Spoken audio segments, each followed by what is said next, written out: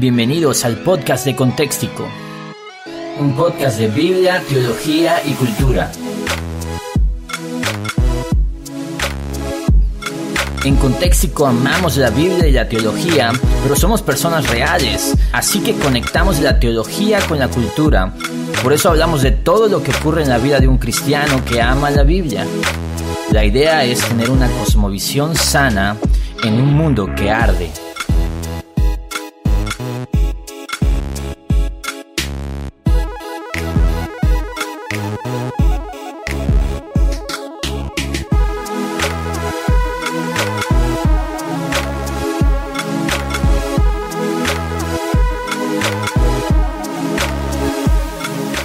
Este es el episodio número 7 del podcast de Contextico. Hoy estaremos hablando sobre ecumenismo. ¿Qué dice la Biblia? ¿Habrá alguna forma correcta de ser ecuménicos?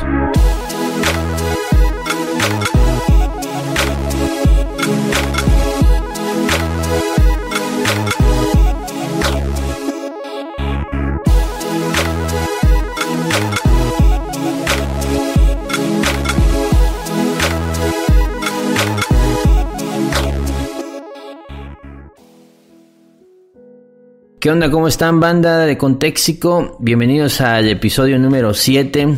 Estuvimos un buen rato ausentes de esta bonita actividad que es grabar podcast, que es reunirnos a hablar un poco de lo que Dios nos ha dado y de lo que hemos estado aprendiendo. Y hoy vamos a tener un programa muy interesante. Vamos a hablar sobre un tema que suele ser controversial, pero también suele ser muy malentendido, como muchas cosas en este cristianismo cibernético que predomina ahora en las redes, ¿no? Vamos a hablar sobre el ecumenismo. Hoy vamos a ver qué es el ecumenismo, las cosas incorrectas del ecumenismo, si hay algún ecumenismo correcto, y por supuesto vamos a dar un balance al final. Entonces, si tú has escuchado de este tema, y es un tema muy común, como que la gente menciona todo el tiempo el ecumenismo como si fuera casi el pecado, la tragedia más grande, ¿no? Pero eso es lo que nos dijeron por ahí y solemos repetir nada más sin investigar. Entonces hoy vamos a aprender todos. Por el otro lado está Carlos. ¿Qué onda, Carlos? ¿Cómo estás? ¿Qué onda a todos? Bueno, pues ya contentos de poder regresar al podcast. No habíamos podido, muchas actividades, cada quien, ¿verdad?, con distintas cosas haciendo y había estado muy apretada la agenda y no habíamos podido. De hecho casi en todas las esferas en las que estamos con Contextico hemos hecho muy poco. Casi nada de videos, casi nada de artículos, casi nada de podcast. Entonces ya era momento de regresar, así que chido pues a hablar sobre algunos temas interesantes y vamos a ver ahora sobre el ecumenismo. Y elegimos este tema porque hay una tendencia en redes sociales en que la gente habla de ecumenismo con una connotación totalmente mala. Casi es como una de las características que se mencionan del cristianismo falso. Te dicen, si no, pregúntele a Jesús Adrián Romero. Exactamente.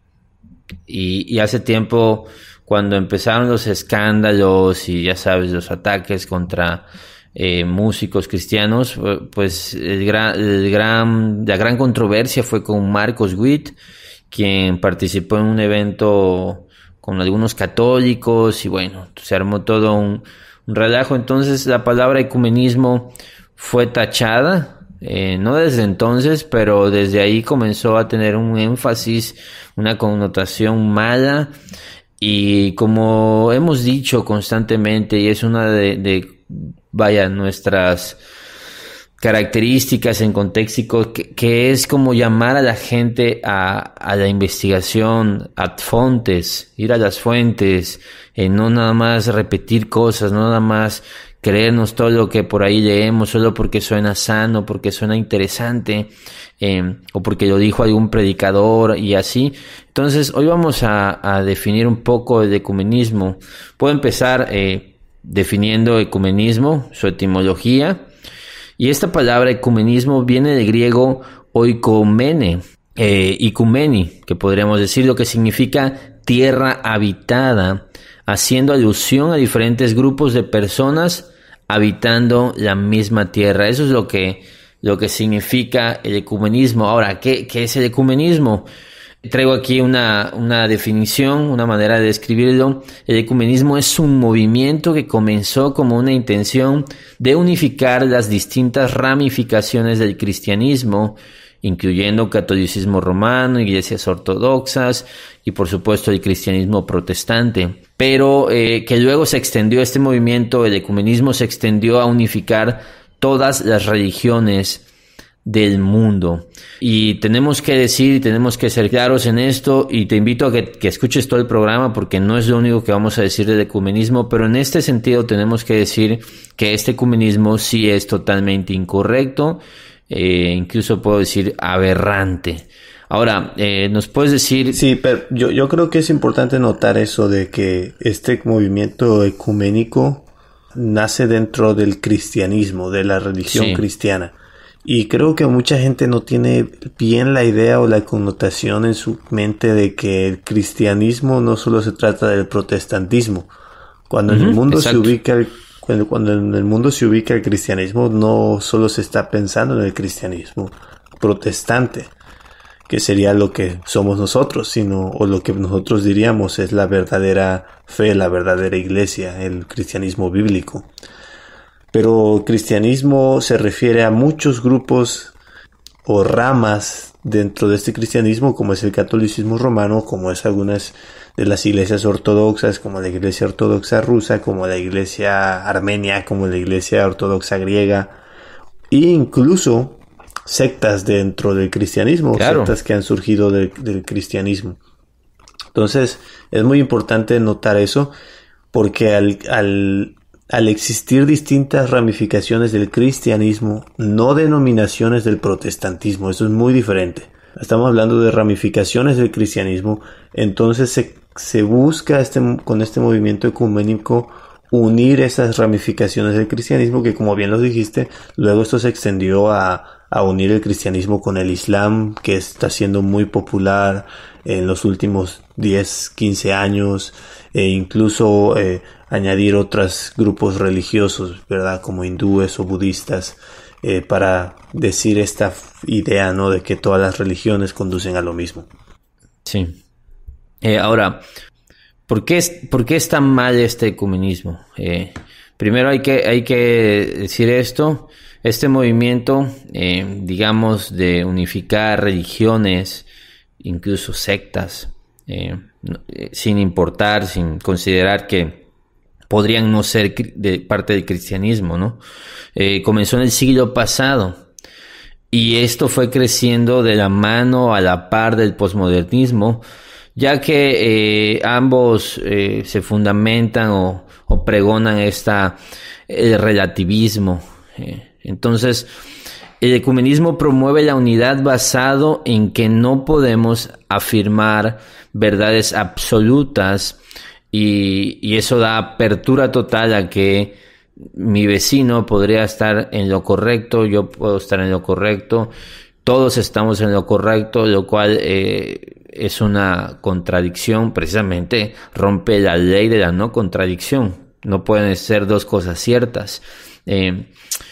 Una persona ecuménica, entonces, en esta connotación del ecumenismo, busca la unidad, aunque tenga que comprometer su fe, sus creencias, y estas verdades no negociables de su credo.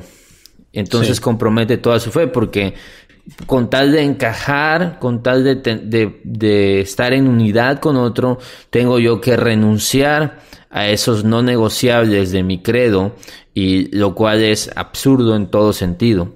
Sí, este movimiento ecuménico lo que dice es: vamos a dejar a un lado la doctrina, vamos a dejar a un lado los dogmas, no vamos a meter los dogmas y vamos a unirnos en pro de algo. Y generalmente eso es como en pro de la paz mundial, o en pro de la lucha contra el hambre, no sé. Entonces dicen: vamos a dejar estos dogmas de un lado, vamos a dejar todo nuestras verdades absolutas, y vamos a unirnos en pro de, qué sé yo, cualquier cosa. ¿Dirías entonces que si te invitan, estás tú en una iglesia, eres pastor de una iglesia y llega de repente algún personaje de una institución federal, una institución gubernamental y te dice, miren, queremos realizar un evento público para promover la paz entre todos nosotros, y básicamente te dan unos lineamientos, te dan línea y te dicen, mira, aquí van a participar todos los tipos religiosos que hay en nuestra ciudad, todas las religiones, y lo que queremos dar, el mensaje que queremos dar es que todas las religiones están de acuerdo en esto de pregonar la paz. Es decir, para lo que te invitan es para que tú hagas saber que tu Dios, tu fe, pregona la paz, pero también la fe de cualquier otra persona. Es una línea delgada, ¿no? ¿Qué dirías en ese sentido? La verdad es que cuando ves ya el ecumenismo como en casos prácticos o como en ejemplos prácticos, si dices, qué de mal estaría, ¿no? ¿Por qué? Porque pasan dos cosas. Una es que si no vas, podrías estar dando el mensaje a la sociedad de que tu religión no pregona la paz. Sí. Otra es que si vas, podrías estar transmitiendo que en tu pensamiento los demás también están en lo correcto. Son los dos lados. Sí. Yo creo que yo no tendría problema en ir y participar. Sí. Digo, no porque no están comprometiendo, no te están... yo creo que aquí hay que definir esto. Tú no estás comprometiendo en ningún sentido algo que tú crees. Es decir, no te están diciendo... Ahora, si de repente en esos lineamientos te dijeran, sabes que tú tienes que negar esto, tú tienes que callar en eso, tú tienes que hacer esto, pues sí sería incorrecto. Ahora, si también tú dieras el mensaje, digamos, de que todos somos iguales, creo que ahí estarías mal, ¿no? Todos estaríamos dando una mentira. Sin embargo, sí podría para crear puentes para hablar desde el Evangelio, el único Dios verdadero, el verdadero Evangelio, el Evangelio de Jesucristo, a personas, incluso a personas que están en estos otros grupos donde obviamente están siendo enseñados bajo la mentira. Y si no te crea puentes, o aunque no te creara puentes, algo muy cierto es que te puede destruir puentes, te puede derribar puentes. Sí, o sea, el no hacerlo puede traer consecuencias negativas o más negativas de consecuencias positivas que podría traerte el hacerlo. Yo creo que cada caso se debe juzgar claro, muy, muy particular. Cuando se trata ya de hacer una asociación como tal, una asociación ya con otros grupos religiosos, es cuando yo diría, aquí ya no, pues, porque entonces te estás comprometiendo a un grupo con ciertos lineamientos, con ciertas normas, para ya ser como una actividad frecuente y todo eso. Creo que eso ya no sería sano. Ahora, hay una realidad. Si tú dijeras que no, porque tu criterio, tu sabiduría así te lo dio a entender, está bien. La realidad es que todos en algún momento hemos dicho que no a este tipo de invitaciones, porque hay cosas, que si la marcha por esto, que si... Hay cosas con las que no vamos a estar de acuerdo y vaya, si somos políticamente correctos siempre, pues podemos comenzar a arriesgarnos y hay riesgos que no queremos tomar. Entonces, si alguien está escuchando y está diciendo, oye, están promoviendo eso, para nada. Yo les puedo decir, yo me he negado a varias cosas porque bajo el escrutinio, pues podría yo estar comprometiendo la verdad. Pero si tú en tu análisis ves que al contrario va a ser una oportunidad para enseñar la verdad, pues adelante vas. Pero si en tu análisis tú dices, ¿sabes qué? No quiero eso, no quiero estar en esa foto, no quiero comprometer a mi iglesia de esta manera, no quiero participar en esto, no quiero involucrarme en esto porque no es correcto. Bueno, adelante. Seguramente el Espíritu Santo te está guiando a hacer lo correcto por el cristianismo, ¿no? Como decía Sproul, decía, es mejor estar separados por la verdad que unidos por la mentira. Entonces, pues así también está bien si nos negamos. Sí, yo creo que en cualquier punto en el que te comprometas o comprometas tu fe y comprometas la verdad, y sobre todo hablando de verdades innegociables, en ese momento es cuando debes decir no, cuando no debes de participar de esas actividades, etcétera. Entonces, yo creo que es cuestión de ser muy sabios y saber distinguir bien cada situación, cada circunstancia es muy diferente. Otra vez hay que recordar que estamos hablando de este ecumenismo que promueve la unificación de religiones y que incluso es malo dentro del mismo cristianismo, pero aún va más allá. Promueve la unificación de otras religiones orientales incluso, a fin de fines, pero los cuales van a comprometer los no negociables de la fe.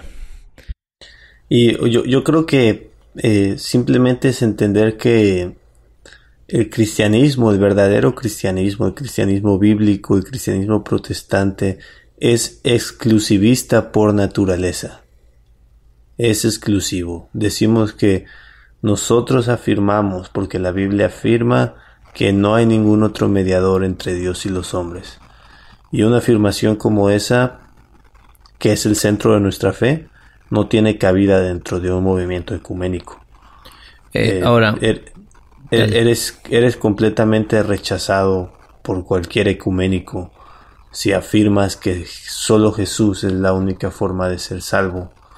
Eso te excluye, eso te aparta de cualquier movimiento ecuménico. Y la enseñanza es muy, muy clara. Juan, en su segunda carta, dice, si alguno viene a vosotros y no trae esta enseñanza, no lo recibáis en casa ni lo saludéis. O sea, la vida sí es dura en este sentido. Nosotros hemos hablado aquí y para poner un balance, por si este es el único capítulo que has escuchado del podcast, nosotros promovemos la contextualización, la búsqueda de relevancia, como decíamos, crear puentes, ir a estos lugares donde nadie más se atreve a ir, dar voz en estos espacios. Nosotros usamos medios digitales, nosotros usamos todas las formas en que podamos llevar el evangelio. Sin embargo, hay un punto en el que no puedes tú ser flexible, porque Jesús no lo fue, porque Pablo no lo fue, porque Juan no lo fue, porque el cristianismo histórico no lo fue. Entonces, la realidad es que cuando se fue flexible, veamos el ejemplo de los Gálatas.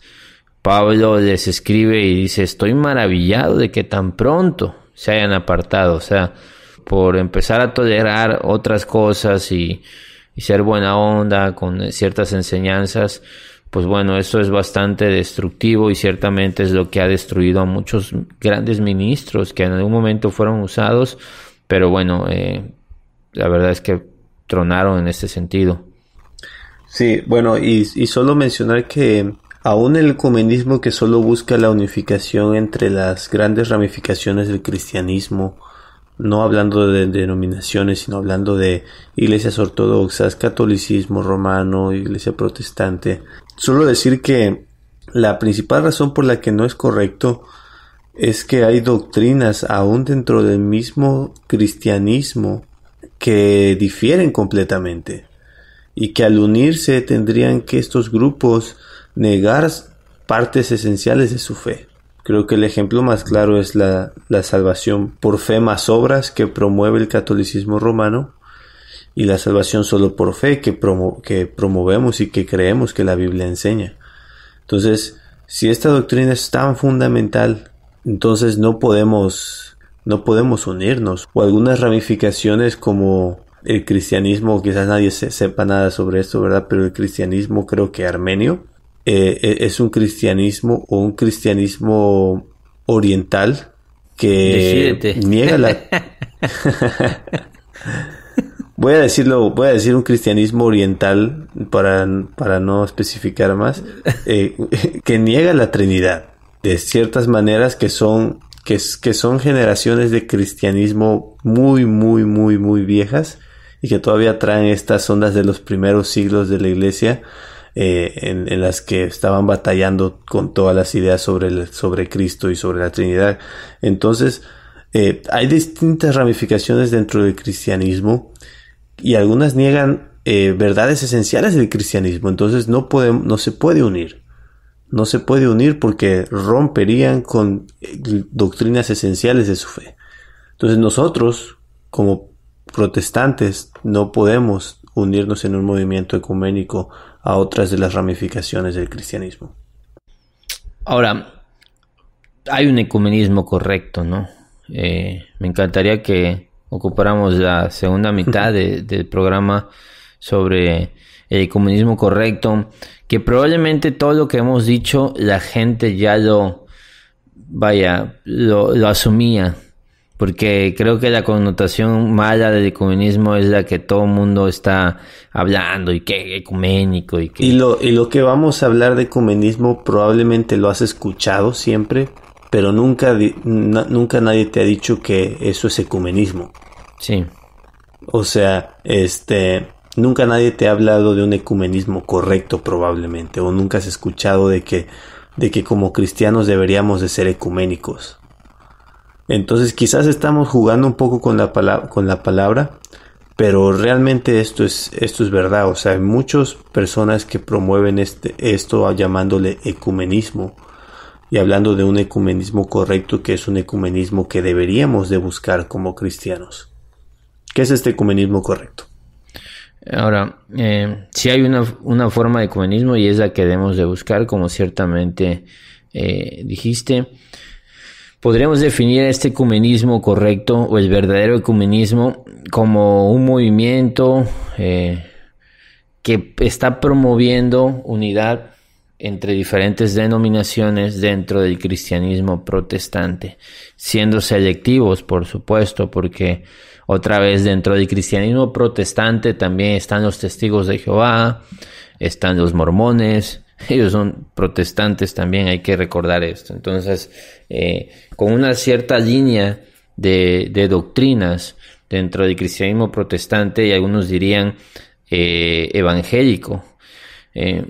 Como cristianismo protestante, digamos que tenemos un credo base, donde hay muchísimas denominaciones que tienen ese credo base, y nosotros podemos ser ecuménicos con todo cristiano que pregone, que afirme estas doctrinas fundamentales del cristianismo bíblico. Es decir, cuando tú ves que incluso en contexto podemos ser ecuménicos en muchos sentidos, en algunas doctrinas somos ecuménicos, no, realmente nunca nos hemos logrado definir como la gente nos pregunta, oye, ¿ustedes qué son? Y como que buscan encajarnos en ciertas denominaciones, y la realidad es que ni siquiera nosotros hemos hecho eso, y tenemos que dar una explicación. No hay una respuesta corta a esa pregunta, porque ni siquiera nosotros estamos de acuerdo en todo, y mucho menos cuando tú ves formaciones, por ejemplo, el evento que hacen muy famoso de Together for the Gospel, Juntos por el Evangelio, donde puedes ver, ha invitado a un Carson, a un MacArthur, a un John Piper, que digamos, aunque todos se pueden mover desde dentro de la misma línea, pero de repente vas a ver a un Tim Keller, presbiterianos, bautistas. Entonces, la idea es, alguna vez estuvo MacArthur en un evento con Chuck Smith de Calvary Chapel, y predicaron en el mismo sitio. Creo que ese evento se llamaba Predica el Evangelio, algo así. Y Coalición por el Evangelio, pues eso es ecumenismo. Sí. Son muchas denominaciones. Estaba recordando ahorita, recordando a R.C. Sproul y recordando en su funeral, y llega John MacArthur, ¿no? Y le piden a John MacArthur que dé unas palabras de honor para R.C. Sproul. Y estuvo súper chido las palabras de John MacArthur en el funeral de Sproul. Y me habla mucho de esta actitud ecuménica. Dos cuates, o sea, dos super amigos con teologías completamente opuestas, pero unidos con un mismo propósito de defender la verdad. Y John MacArthur decía que encontró en él a un compañero de batalla, alguien que peleó a la par de él contra las mentiras de Norteamérica. Y decía él que creo que cuenta un poco cómo fue que empezó su amistad con Sproul, y dice que Sproul lo invitó a un evento de Ligonier a predicar, y que lo primero que pensó él fue: ¿en serio me están invitando a mí? Un dispensacionalista y un defensor del dispensacionalismo me están invitando a predicar. Y dice que no solo fue eso, sino que cuando llegó y el trato que le dieron, la amistad que le brindaron tanto Sproul como su esposa, dice que lo impactó, lo marcó, pues, y a partir de ahí siguió una amistad muy, muy unida con Sproul. Aun cuando Sproul, máximo exponente de la teología reformada, contra un máximo exponente del dispensacionalismo, claro. Super amigos. Entonces es un super ejemplo de lo que estamos hablando acá como un ecumenismo correcto. Que esta clase de ecumenismo requiere humildad, ¿no? Es como una de las bases. Soy humilde a fin de preservar la unidad, mucho de lo que es el mismo fundamento de parte del texto a los filipenses, ¿no? Para la unidad requiere ser humilde. Y es lo que falta. O sea, cuando queremos tocar este tema del ecumenismo que debemos de buscar es porque no existe. Y más ahora en todo este cristianismo cibernético, todo este cristianismo en las redes sociales, donde lo que predomina es el odio hacia los que piensan diferente a ti. Claro. Lo que predomina es yo soy bautista y voy a hacer memes en contra de los que bautizan niños. Sí. Y entonces empiezo de memes presbiterianos y se burla de los bautistas, ¿no? Sí. Y luego viene el de respuestas al calvinismo y hace lo mismo. O sea, sí. La entonces, ridiculización. Es una actitud de constante ataque, de constante odio, de constante... y yo no estoy diciendo que no debemos atacar, y no, nosotros lo hacemos, nosotros hablamos en contra de lo que es mentira, hablamos de lo que está mal, de los malos usos. Una de las cosas que más hacemos es hablar de las cómo algunos grupos cristianos sacan de contexto algunos textos, y nosotros mismos podemos estar haciendo muchas de estas cosas, pero hay un punto en el que tú en tu vida personal sí deberías de buscar ser ecuménico, sí deberías de buscar la unidad o promover la unidad con otros grupos cristianos que son ajenos a tu grupo cristiano o a tu denominación o a tu iglesia. El tema es que alguien tiene que dar el primer paso, porque ciertamente, ¿qué ha pasado con el calvinismo? El calvinismo creó una tendencia en el que pregonaba como: si no eres calvinista, entonces no eres. Entonces reaccionan los otros, reaccionan arminianos, los de en medio, molinistas, qué sé yo, y su defensa es: no, mira, hay otra salida y probablemente el que esté mal eres tú. Entonces, por un tema de orgullo, de tener la razón, de ser el que está en lo cierto, se generó esta tendencia. Si todos los calvinistas se llevan entre ellos, Sí, sí, sí. Pero no toleran a otra persona, hasta se burlan de otra persona. Creo que igual hay que entender esto. El movimiento ecuménico no se trata de crear una iglesia universal en la que todos piensen lo mismo. No es eso lo que estamos hablando. Lo que estamos hablando es que cristianos de distintas denominaciones pueden llevarse bien y pueden unirse con fines que glorifiquen a Dios. Como vuelvo a mencionar, porque es un caso muy marcado, MacArthur Sproul. Muchas veces se unieron a predicar o a enseñar en el mismo evento, o se unieron en la composición de algún libro, por ejemplo. Se unieron con fines, no formaron una denominación, no formaron una iglesia, porque sería imposible. O sea, sería imposible que existiera una iglesia en la que ambos son pastores de la misma iglesia. Sí, claro. Pero en muchas sí, pero en muchas ocasiones se unieron para la gloria de Cristo, para la defensa del evangelio. Entonces, es ahí donde uno tiene que entender que como cristianos yo puedo ser compañero de un arminiano en pro del evangelio. Claro. Sí, entonces, entendiendo que muchas veces con quizás probablemente errores y todo, muchas veces los arminianos en algún tiempo fueron los que más hacían esfuerzos evangelísticos, ¿no?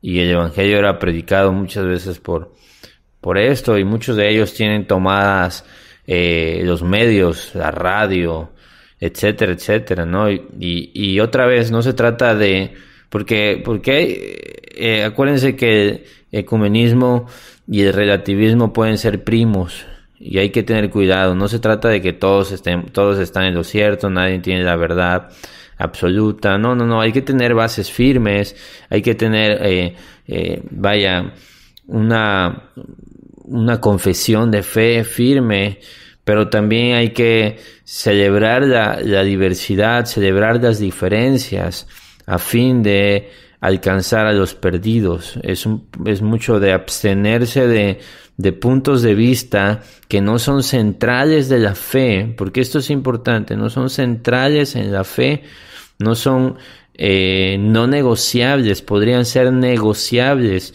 y requiere humildad admitir de que en ciertos puntos probablemente llego al cielo y podría estar mal, ¿no? Podría estar mal y allá me voy a enterar y no pasa nada. Y aún así soportar a los débiles. Muchas veces tienes que hacer eso. Soportar a quienes a lo mejor no tienen los recursos para conocer las cosas que tú has conocido, etcétera, etcétera. Entonces, es nada más poner ese balance, no que eso no se vea como de todo está bien, de no pasa nada, de cada quien puede creer lo que quiera, total, todos nos vamos al cielo. No ese es el punto. El punto es tener la humildad suficiente para poner por encima la unidad de mi punto de vista, porque eso pone por encima el evangelio que puede llegar a más personas si unimos esfuerzos. Y es lo que ocurre con ciertos libros, con ciertos grupos, con estos grandes eventos que se hacen donde se está preparando, se está ayudando a pastores, a ministros en todo el mundo a crecer. Muchas veces es porque estas personas deciden hacer a un lado estos ciertos puntos de vista doctrinales secundarios y se ponen de acuerdo en aquellos puntos de vista centrales de la fe, las doctrinas fundamentales de la fe. ¿Cuáles serían las doctrinas fundamentales? Porque creo que de aquí es la base para entender con quiénes podemos ser ecuménicos, con quiénes podemos buscar esa unidad o unirnos para fines que glorifiquen a Dios. Y aquí, si hablamos un poco de esto, al que está escuchando, le va a ayudar a lo mejor a crear este filtro porque ese filtro nos va a decir que automáticamente muchas veces el ecumenismo con ciertos grupos no va a ser correcto, aunque parezca correcto, porque ciertamente en el ecumenismo puedes tomar demasiados riesgos y cometes errores. Entonces hay que tener cuidado. Podríamos empezar con lo que entiendes. Yo diría que sí, la justificación solo por fe, pero antes de eso pondría la suficiencia, la autoridad de la Biblia y por supuesto la inspiración de la Biblia. ¿Y por qué pondría esto por encima de cualquier otras cosas? Porque vaya, de aquí va a venir tu doctrina. Esto es lo que nos separa de los católicos. Ellos no creen que la Biblia es suficiente y que la Biblia tiene total autoridad. Ellos también creen en la tradición, por eso todo lo demás se destruye. Es también con ciertos grupos carismáticos que no creen en la suficiencia y la autoridad de la Escritura, ciertos grupos carismáticos. Entonces, sí pondría a la suficiencia, inspiración y autoridad de la Biblia por encima de lo demás, porque de ahí viene nuestra teología. Y después, ya que tengo la base, que es la Escritura, que donde va a venir estas doctrinas, pues tenemos que definir justificación solo por fe. Esto es vital. Probablemente hayan ciertos grupos con los que tengamos 1,000,000 de diferencias, pero si ellos creen en la justificación solo por fe, pues son nuestros hermanos en muchos sentidos. Sí. Yo creo que tendríamos que poner también las doctrinas que son las básicas, y cuando hablo básicas es que sostienen las otras doctrinas, como la justificación por fe. Solo puede ser afirmada en base a otras doctrinas como una doctrina correcta acerca de Dios. Sí, así es. Lo cual nos conduce a una doctrina correcta acerca de Dios, nos conduce a un entendimiento correcto de lo que es su carácter, y nos tiene que llevar indiscutiblemente al punto de la Trinidad. Así es. Que es lo que nos separa de las sectas cristianas mayormente. Sí. Y que es un punto donde algunos grupos cristianos protestantes, que muchas veces no se toman como sectarios, llegan a ser sectarios. Uh-huh. por lo que en realidad creen y enseñan sobre la Trinidad. Y solo como un adelanto, el siguiente programa vamos a hablar sobre uno de estos grupos, para seguir con la misma sintonía y entender un poco más esta idea de estas doctrinas fundamentales y de qué pasa cuando un grupo se sale de alguna de estas doctrinas. Entonces, Trinidad es esencial para la fe cristiana. Si alguien no afirma la Trinidad, entonces falla. Que ahí va inmiscuido la humanidad y la divinidad de Jesucristo también en la misma Trinidad. Sí. Sí, hablamos también, ahí va incluido una doctrina correcta del Espíritu Santo, incluyendo lo que es el ministerio del Espíritu Santo, lo que como es una persona, o sea, el Espíritu Santo como una persona. ¿Qué más diríamos? Y bueno, Dios Padre, roles dentro de la Trinidad, ¿Qué dirías acerca de los sacramentos? Lo que decían Calvino, lo que afirmaba Lutero también, una iglesia donde se enseña la Escritura, por supuesto, pero ellos decían donde se celebra la Cena del Señor y donde se celebra el bautismo como sacramentos, ahí hay una iglesia. Entonces, estos dos sacramentos, quiero decir, dos sacramentos, si por lo menos estás haciendo estos dos sacramentos de la manera correcta, pues eso no, es no negociable, esos dos sacramentos. Ahora, cuando hablamos de la manera correcta, pues tenemos que tener entendidos que hay muchas formas de practicar la Cena del Señor. Uh-huh. Sí, claro. Entonces, ¿te pondrías duro con eso? ¿Rígido? Para nada. Sí Sí tendría un problema con la forma en que la celebra la Iglesia Católica? Yo creo que ese sería el tema delicado aquí, que tenemos la posición católica, tenemos la posición luterana, uh-huh, y tenemos la posición que proviene de Calvino, ¿verdad? Pero que sí, realmente todas las denominaciones, el resto de denominaciones promueven. Entonces, no sé si yo sí diría la católica no es correcta, pero no sé si me atrevería a afirmar lo mismo por la que es consubstanciación por la posición luterana. Creo que sería un tema a discutir en otra ocasión. Ahora, un tema candente, el ministerio del Espíritu Santo. ¿Qué dirías de ahí que es no negociable? ¿Qué es no negociable? De hablar del Espíritu Santo. Yo creo que una iglesia verdadera, una iglesia correcta, o una iglesia con la que podríamos unirnos, es una iglesia que enseña que el Espíritu Santo es una persona, que enseña que el Espíritu Santo es mismo Dios, y que el enfoque principal o la tarea principal del Espíritu Santo es guiarnos a Cristo, convencernos de pecado, de justicia, de juicio, y apuntar a la verdad, que es Jesús. Luego vienen de lo que más se habla muchas veces, tristemente, de lo que más se habla del Espíritu Santo en muchas iglesias, que es dones. Entonces viene la cuestión del cesacionismo, continuismo, pero yo no tendría ningún problema con decir podemos unirnos con cesacionistas y continuistas, podemos ser partes de un mismo equipo para fines de la gloria de Dios. Que la mayoría de los grandes maestros teólogos de nuestra era están de acuerdo en que ese es un tema secundario. Probablemente John MacArthur sí es un poquito más rígido en cuanto a la consideración de eso. Le ha creado a lo mejor diferencias con otros teólogos, pero sí podríamos decir que ese sería un asunto secundario.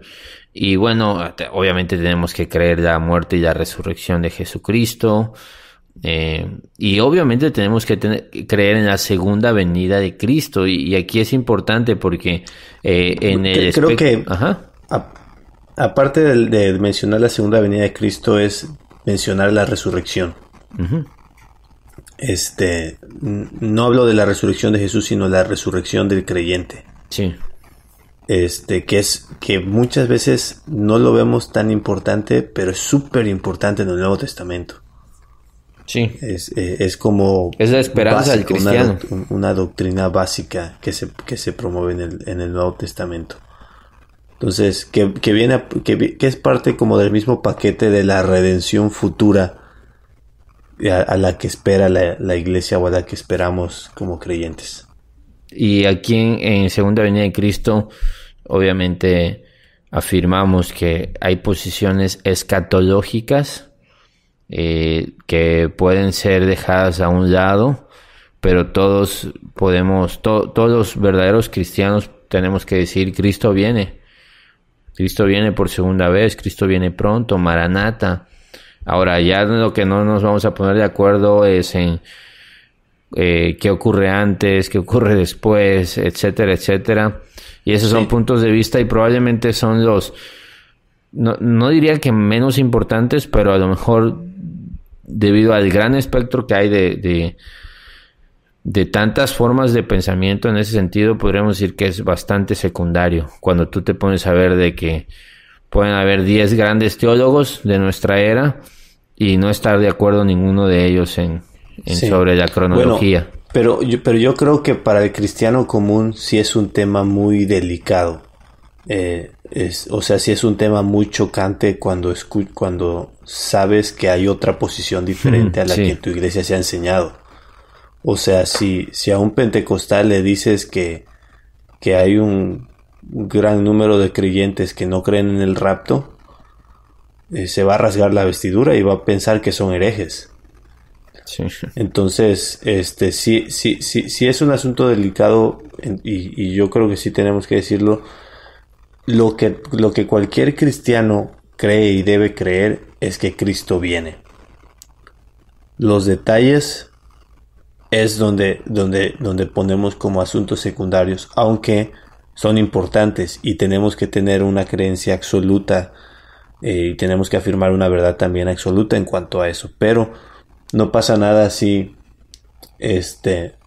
mi compañero de ministerio de, no sé, en misiones es una millennial y el otro es un postmillennial y yo soy un premillennial, etcétera. No pasa nada. Podemos hacer cosas en pro del evangelio juntos. Claro, sí, y como nota de balance hay que decir que lo que tú crees en estos puntos secundarios sí puede impactar grandemente tu teología práctica. Y en escatología lo podemos ver, ¿no? Establecimiento del reino, rapto, son formas de ver la vida de una manera totalmente diferente.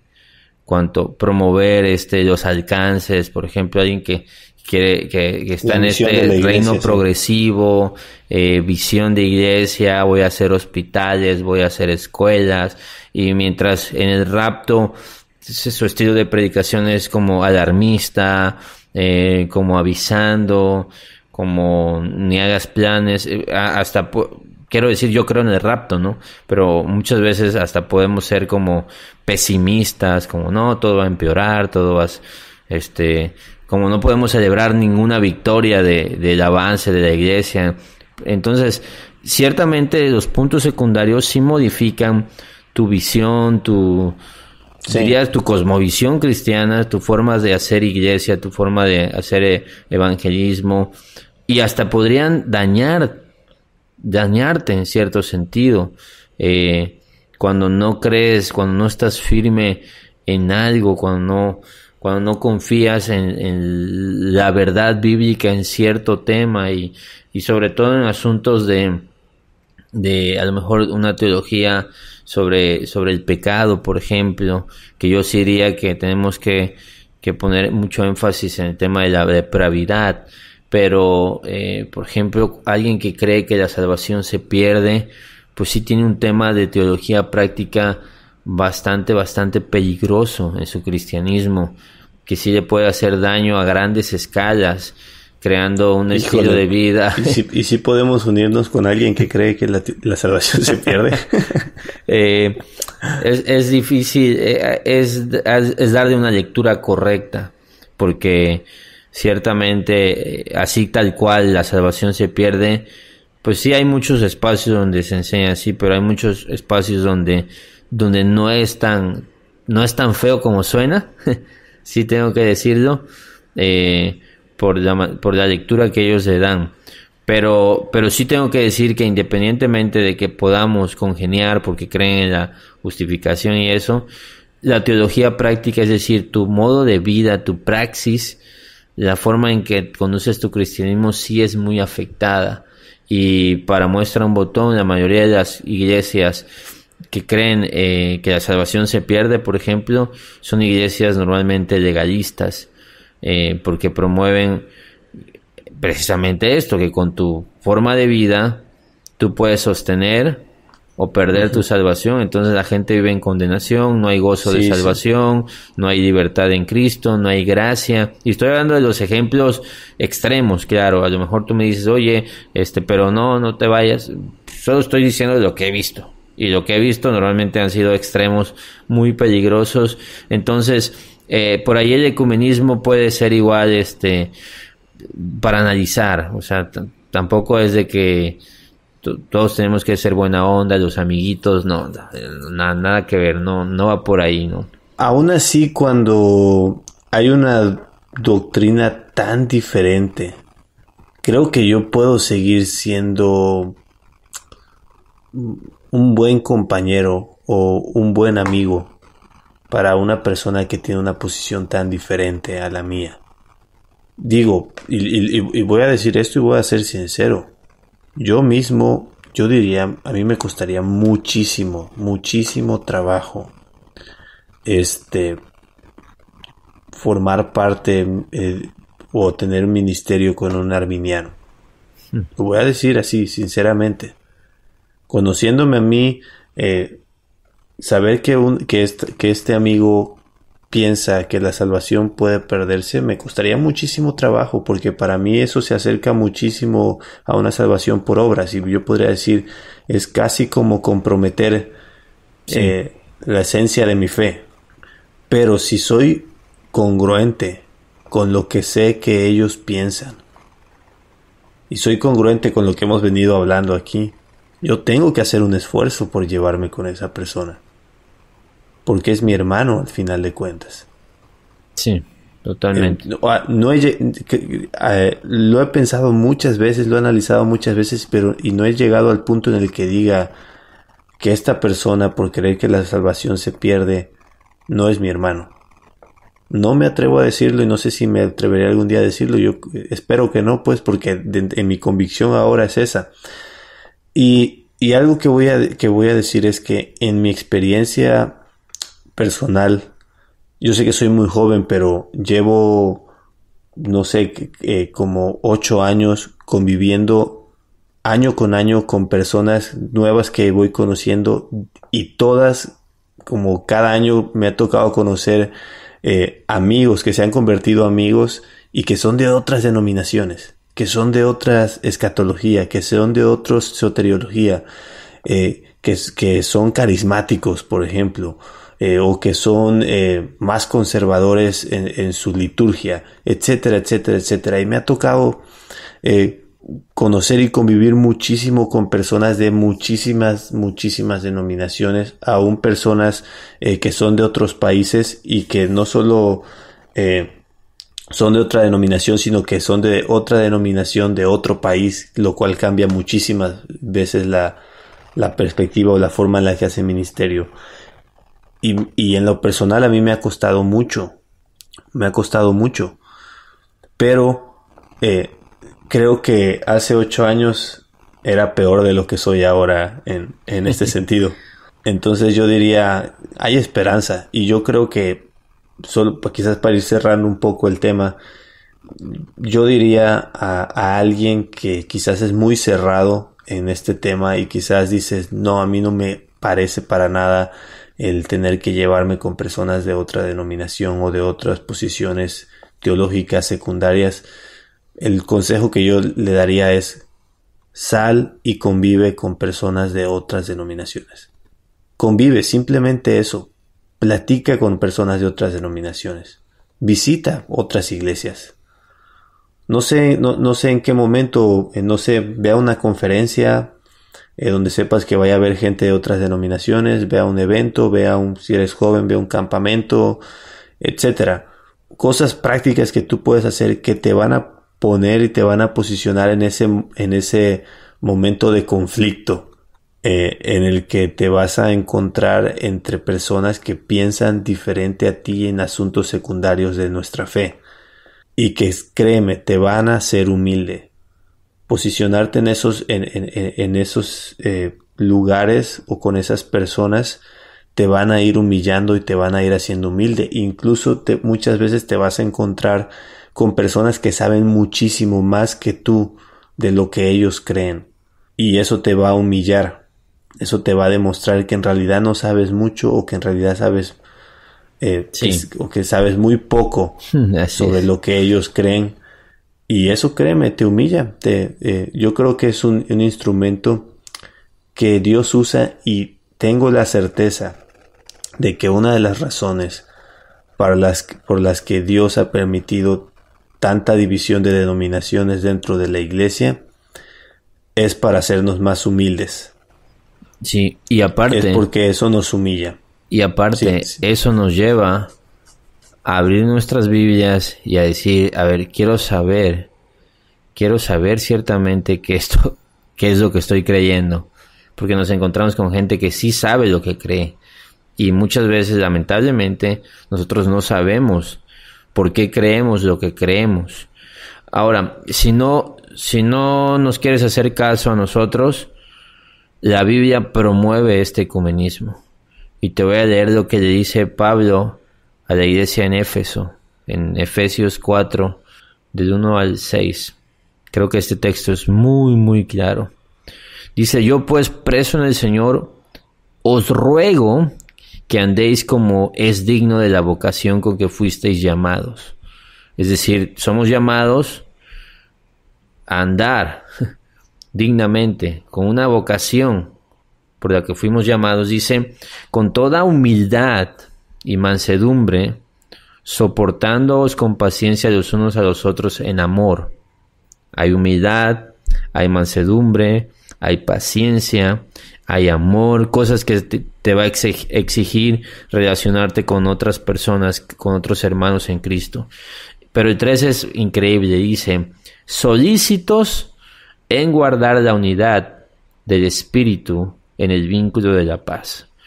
Ahora, esta palabra que usa aquí, solícitos, es la palabra espoudazo, que se puede traducir como hacer todo lo posible, hacer nuestro mejor esfuerzo, procurar activamente, esmerarse. Esto que te dijo Carlos, que vayas y busques relacionarte con otros cristianos.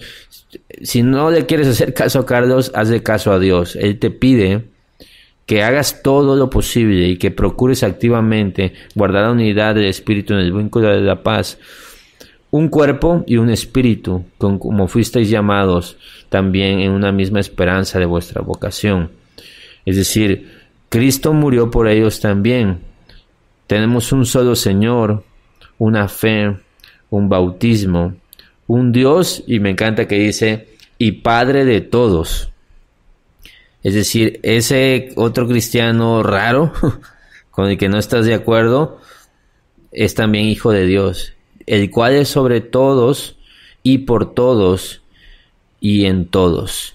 Y dice el 7, pero a cada uno de nosotros fue dada la gracia conforme a la medida del don de Cristo. Entonces creo que es bastante claro el texto, bastante fuerte, confrontante, y también que nos debe dar ánimo en ser humildes, ser pacientes, ser amorosos, solícitos en obedecer y andar como es digno de nuestra vocación, porque tenemos un solo Padre todos. Sí, yo creo que ese texto le da el clavo de todo lo que hemos venido hablando. Y bueno, solo decir que hay muchas formas de que podremos ser ecuménicos y podremos buscar este ecumenismo.